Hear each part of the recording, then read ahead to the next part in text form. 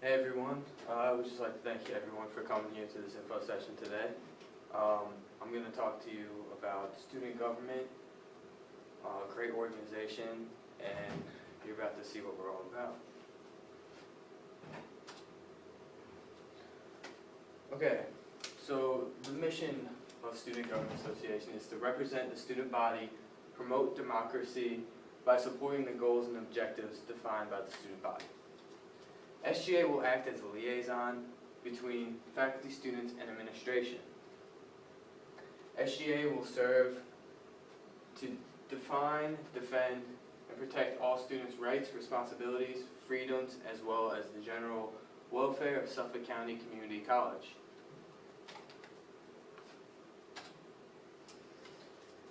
So essentially, the executive board consists of 4 positions. President, which I am. My name's Alexander Alvarado. Sorry, forgot to mention that in the beginning of this. But I preside over all SGA meetings. The vice president will appoint student representatives to all college and campus-wide committees. The treasurer maintains accounts of both income and expenditures, funds that are appropriated by SGA. And the secretary maintains an accurate record of all meetings of the SGA. So I'm going to break down each position for you. As president, you have tons of responsibilities. You'll be going to meetings with the deans, other faculty, administrations. You'll be constantly networking and talking to people to try and solve things around the campus. As vice president, you're going to work closely with the president. You will assist the president, and you will have to oversee all the senators and help guide them to their committees, commissions, projects, all that good stuff. As treasurer, your sole responsibility will be monitoring what we spend, how we're spending it, if we do a fundraiser, how much money we get in, and if someone is proposing an event that we're going to have. Like, let's say last year we did an Easter egg hunt, and we had to buy some prizes. Before we could order those prizes and before we could even make the list, we had to check with the treasurer to see how much we had and how much we could spend on this event. As secretary, you're going to be responsible for recording minutes, creating agendas, sending out emails, recording attendance, all that good stuff that secretaries do. Okay, so some of you might be wondering what's the difference between a senator and the executive board.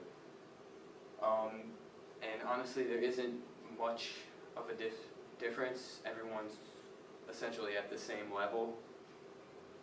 There isn't really a hierarchy, but senators, you have the authority to introduce any motion, resolution which will advance the purpose of SGA, the student body, or community.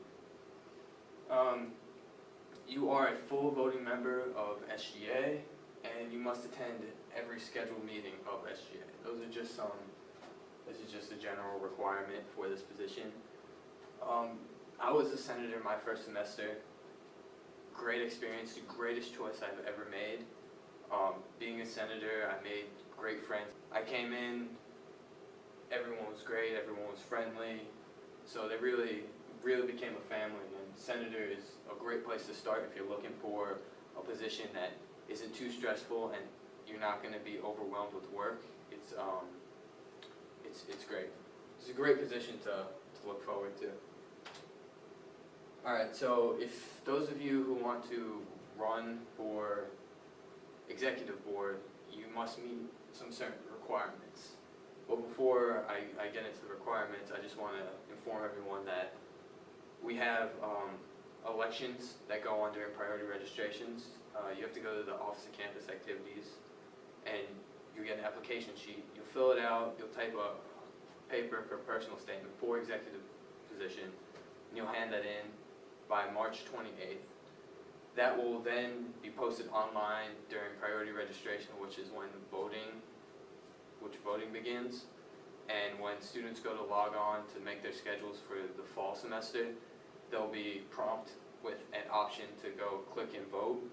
So if you're running for these positions, be prepared to start a campaign, make flyers, hand out buttons, all that good stuff. So as executive board requirements, you must attend weekly SGA executive board meetings and general meetings, which are every Tuesday at 3:30 to about 5.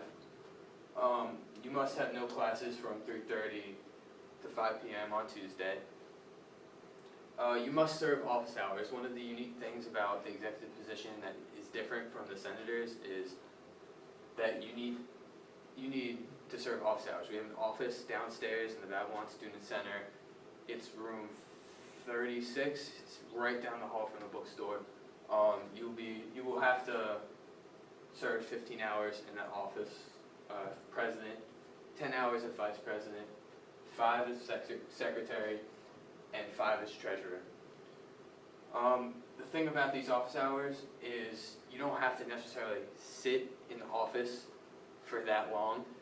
Your office hours also count towards if you go to a committee, if you go to a meeting, if you're running a program, you're giving Scantron drives.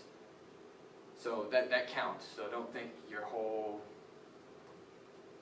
hour is supposed to be stuck in that one office. Trust me, it's not that bad.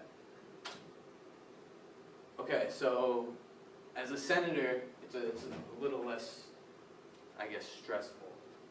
You must attend all general meetings. You must have no classes from 3:30 to 5 on Tuesdays. This is actually starting next semester. It's going to get changed to where it's not every other Tuesday, but we're going to have a meeting every 3 weeks, a general meeting.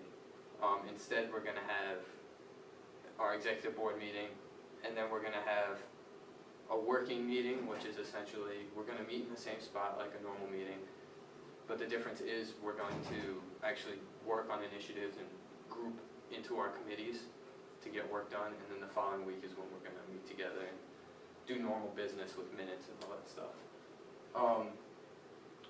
You have to sit on the committee if assigned. The vice president, as I said before, is in charge of assigning senators to committees. So if you're assigned to a committee, you're going to have to attend one. They can be boring. Sometimes they can be a lot of fun. It can be really intense, especially on the topic. I know the cafeteria, the food service, is a heavy topic. I went to one last year, and it was intense. There wasn't arguing, but there was a lot of strong opinions and accusations and defending one's self. It was great. Oh, and I was about to skip this part. You must at least 1 hour in the office. Okay, so the general member, if you're here and you got discouraged or you don't know if this is for you, everyone is able to come to our meetings. They're open to everyone. So a general member is most likely what you want to be a part of.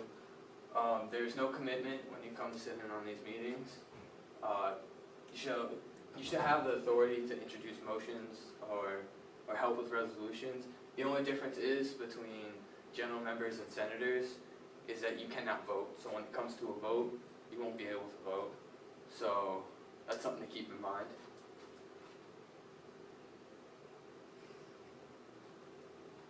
Okay, so experiences. SGA, like I said before, is a great organization. You have the opportunity to experience, to meet tons of people. It's really just like an opportunity that you cannot just let pass you. I started last year as a senator, and being a senator, I was able to go to 2 conferences.